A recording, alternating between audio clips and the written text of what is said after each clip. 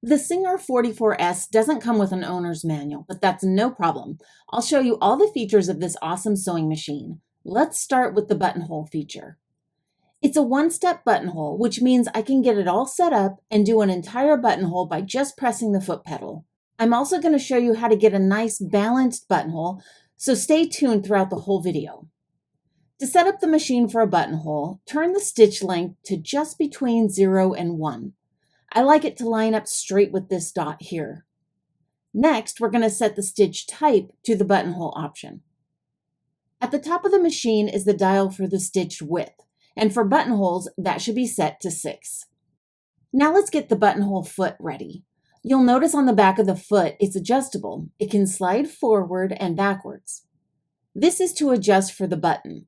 Once you set the button in here, that's going to set the length of your buttonhole, so it's exactly the size of the button that you're going to be using.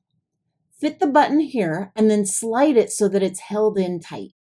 Next, line up this bar with the front of the foot area and lower the bar down to attach the foot. Thread the top of the thread through this opening and move it off to the left out of the way. Behind the needle threader tab is the buttonhole tab. Bring that all the way down and make sure it clicks into place. It'll go a little further than you think. Once you're ready to sew your buttonhole, push that tab backwards and it will click into place again. Then all you have to do is press the foot pedal to start sewing. You'll see that it sews the entire buttonhole in one step. Once it comes back to the front, let it sew a few stitches in place to lock the stitch in. Then you can lift the foot and cut the threads. You'll notice here that both sides of the buttonhole are not balanced. One side, the stitching is way closer than the other side. This is common on a new sewing machine. It just needs a simple adjustment. On the right side of the machine, you'll see this guide to bring it in or let out that stitching length. So let's bring it up clockwise just a bit and see how that changes the buttonhole. Okay, so you'll see here that it's a bit looser than it was before. It looks a bit worse. So let's bring that back to the center point, and now let's go the other way, counterclockwise just a bit, and let's test that out again.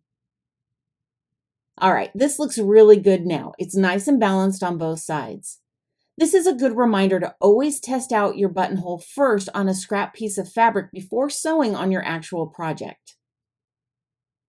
To finish the buttonhole, pin at the front and the back before the stitching. Then you can use the seam ripper that came with your machine to cut open the buttonhole.